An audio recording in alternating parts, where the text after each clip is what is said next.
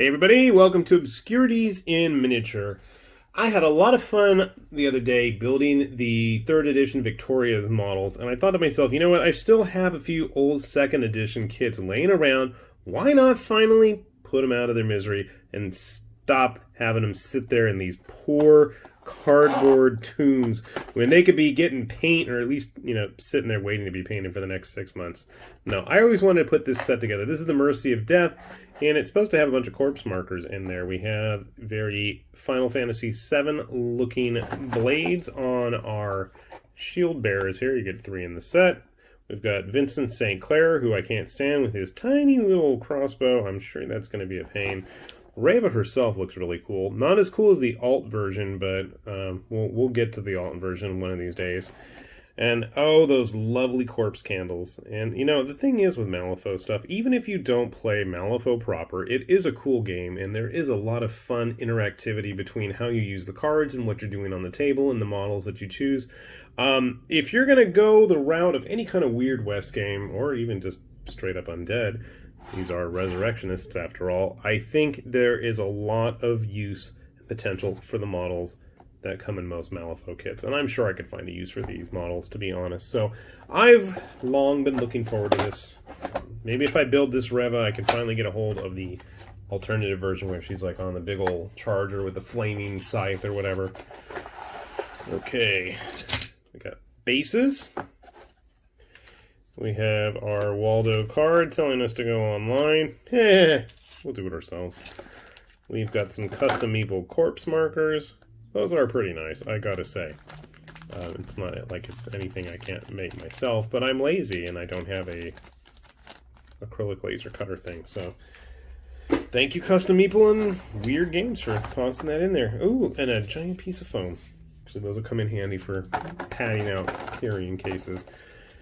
Unfortunately, these are null and voided, but I'm probably just going to play 2nd edition for now with the guys that have it.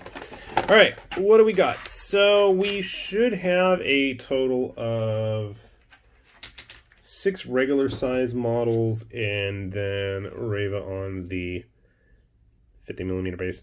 Now, look at that. That actually is not bad. For a Malifaux kit, that is like baby's first model, honestly. This is really simple for Malifaux, I have to say.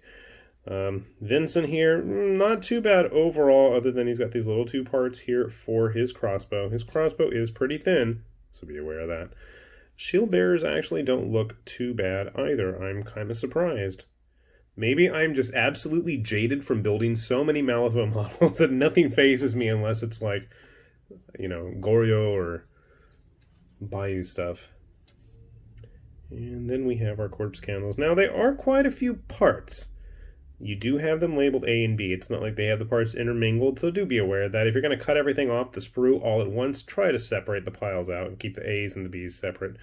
But they don't look too bad. So, honestly, this doesn't look too bad, and I'm really wondering why I was so apprehensive and put it off for so long.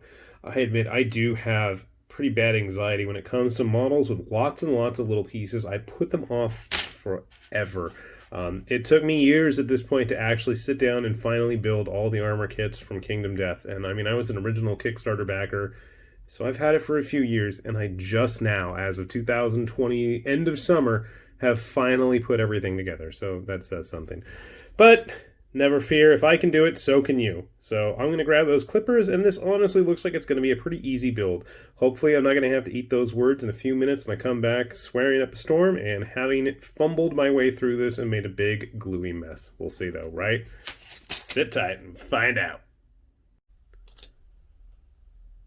Okay, we got Reva's crew all put together here. Took me a while to finally get around to filming this, and I have absolutely no idea why. We'll start with Reva herself. I feel she's a little small, and I don't know if it's her horse that's the issue or if it's Reva herself. Now, once upon a time, I did manage to get the Nightmare, whatever edition of her, where she's rearing up on the horse with the crazy flame blade and all that. And eventually, I always figured I would get the original set done first before playing around with the alternate version. So hopefully we will do that. I mean, I guess looking at her, maybe she just has like a really short torso and really long legs. I'm not 100% sure. it works. And I don't have any of my other... Well, I don't really have any other mounted Malifaux models now, come to think of it. I got rid of a lot of the guild stuff. Not that she's a guild member, but, you know, it is what it is. Next up we have Vincent Sinclair, and I'll tell you this, I like how he looks. He looks big, he looks tough, he looks intimidating, but then he's carrying this silly crossbow. I don't know why I don't like that crossbow, and I feel like his arms, especially at the wrist areas, are really long. Maybe it's just me. I don't know. The artwork of him looks really cool. Not to say the model looks bad per se, it's very, very dull. It's very inactive. He's moving forward. I don't know. Maybe I'm spoiled on all the crazy sculpts that we've seen from GW lately. I can't tell you. But that's not to say that, you know, Malifaux isn't able to come up with cool dynamic sculpts. I think this Monster Hunter figure here is still one of my all-time favorites. At least there's a bit more action involved. But, you know, that's just me being nitpicky, which this is my channel, and I'm allowed to be. So I'm sure we can still find uses for him even outside of Malifaux. I've always been tempted to try the Resurrectionists, so I figure Reva's crew seems like a good, easy start. I've heard they're pretty straightforward. Next up we have the Shield Bearers. And I keep thinking there was an alternate one at some point, but that could just be my imagination. And again, to me, it's the same thing I had an issue with Vincent here, is that it's a cool idea, but it's just not the most exciting of poses. At least we have this shield bearer ready in action. I like that. They're very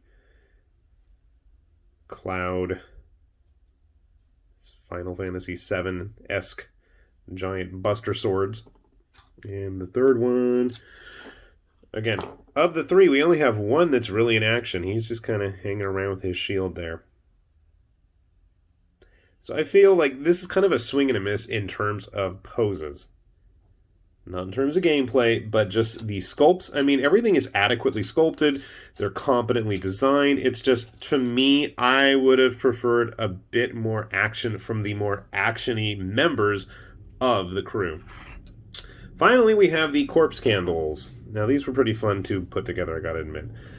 To me, this is what Malifaux is all about, is when you have crazy complex models like this and trying to figure out where everything fits, ending up with gobs of glue everywhere. No, it wasn't that bad, but it was a lot of fun. It was definitely a lot of fun.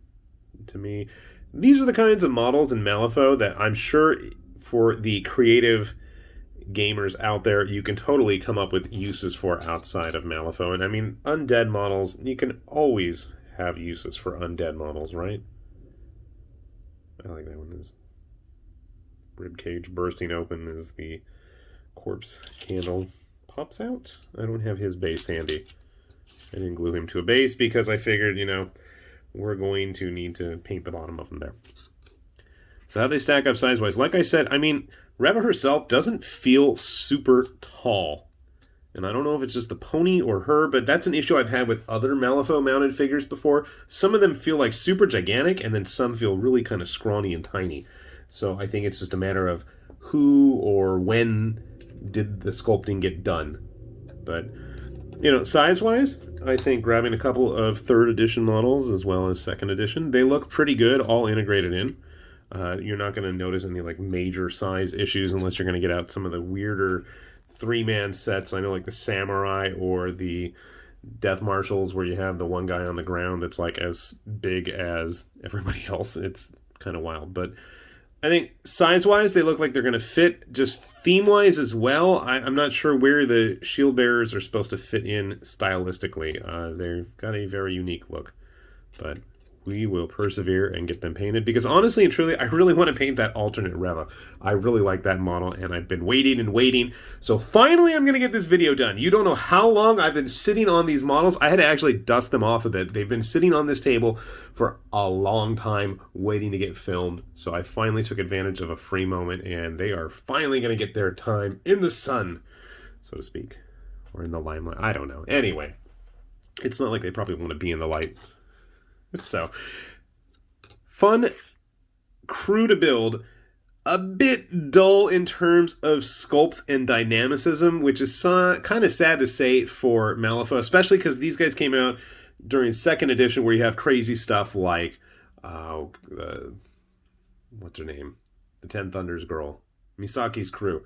You know, where they're like all flipping and flying all over the place with 20,000 little parts. So, you know, like I said, a bit of a swing and a miss. You got cool ideas, cool concepts, nicely put together models that aren't too complex, but just not the most exciting or dynamic of sculpts. But who knows, maybe we'll see some updated ones as Wyrd continues to go through their catalog. You never know, right? Anyways, with that said, this has been High Lord Tamberlane with Obscurities and Miniatures, saying thanks for watching, and we'll see you back here soon. Bye-bye.